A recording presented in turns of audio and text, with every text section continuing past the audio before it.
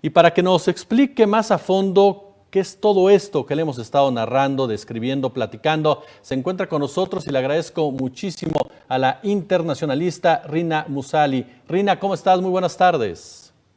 Hola, buenas tardes. Muchísimas gracias por la invitación. No, hombre, gracias a ti por estar con nosotros. Y la primera pregunta que yo te haría, Rina, es ¿cómo leemos este escenario en donde Hamas lleva a cabo este ataque, el contraataque por parte de Israel, las consecuencias de lo que hemos estado viendo en las últimas horas?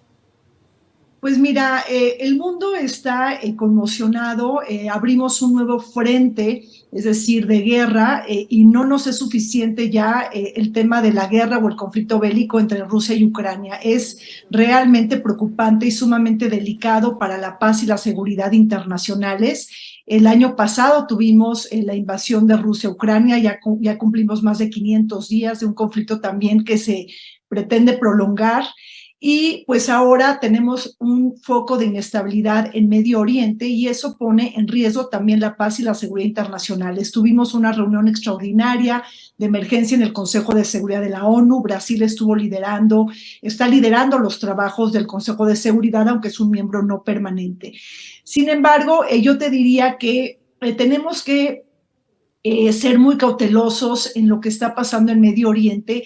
Y la verdad es que la noticia, estos ataques terroristas no se pueden entender sin los contextos y sin el juego de las dimensiones y de las aristas que se están dando. Entonces yo pondría por delante que tenemos que conocer por lo menos las claves de la geopolítica global, las claves de la geopolítica regional, qué está pasando en la política interna israelí, también qué está pasando adentro de Gaza. Entonces, sin estas cuatro variables, pues es difícil, ¿no?, comentar sobre el conflicto, pero sí puedo decirte que estamos viviendo un momento de una máxima tensión internacional, los peores ataques desde 1973, cuando fue la guerra del Yom Kippur, y bueno, pues ahí están metidas los intereses de las potencias. Realmente pues genera muchísima preocupación y consternación a nivel internacional, porque pues están insertados los intereses de las potencias occidentales, sobre todo estoy hablando de Estados Unidos. Tenemos también pues insertado el interés de Rusia, el interés de poderes regionales como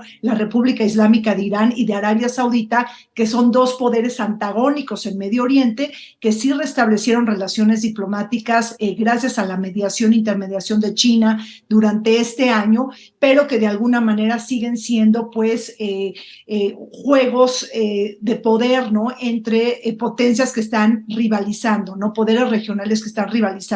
Entonces, bueno, pues un Medio Oriente siempre convulso y conflictivo.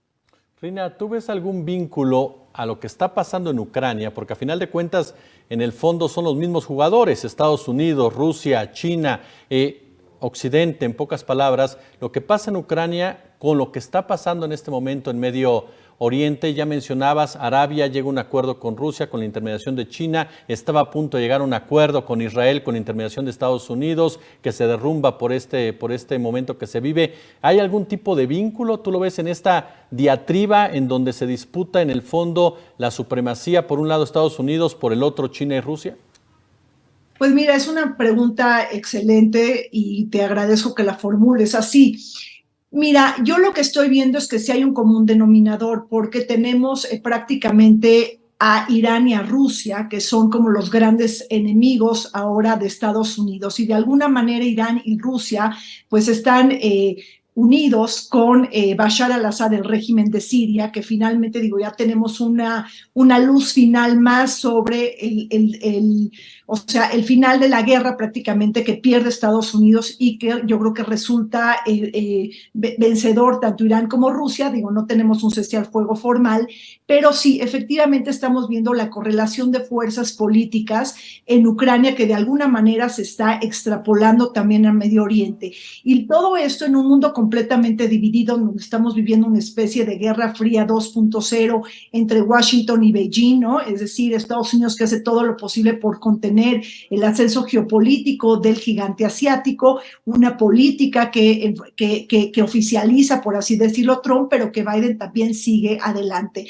Entonces sí, estoy viendo un común denominador prácticamente con Irán y con Rusia, Y la verdad es que lo triste de todo esto es que pues hay una serie de encadenamientos, de interdependencias que se van extrapolando a los conflictos y los conflictos dejan de ser un conflicto bilateral, por así decirlo, entre dos países o entre tres países y ya de alguna manera pues se exteriorizan, tienen una caja de resonancia mayor en donde pues siempre están presentes las potencias centrales y sistémicas. Entonces eso sí de alguna manera lo estamos viviendo y eso genera mucho más consternación a nivel internacional.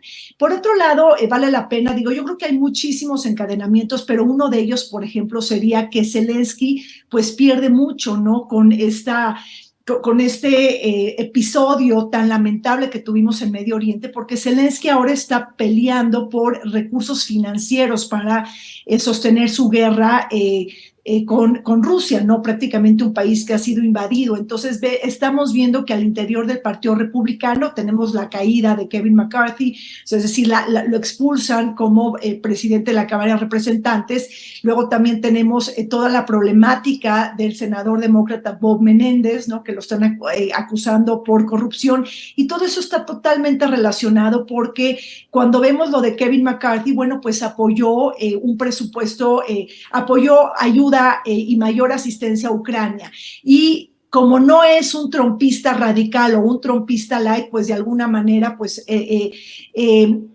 vemos que los votos trompistas, por así decirlo, que están representados en esta ala de las ultraderechas en Estados Unidos, bueno, pues de alguna manera se manifiestan políticamente en la Cámara de Representantes. Entonces, vemos que hay un Zelensky que va a estar mucho más preocupado porque ahora tiene que competir por los recursos financieros para seguir adelante con esta ofensiva de Rusia sobre Ucrania.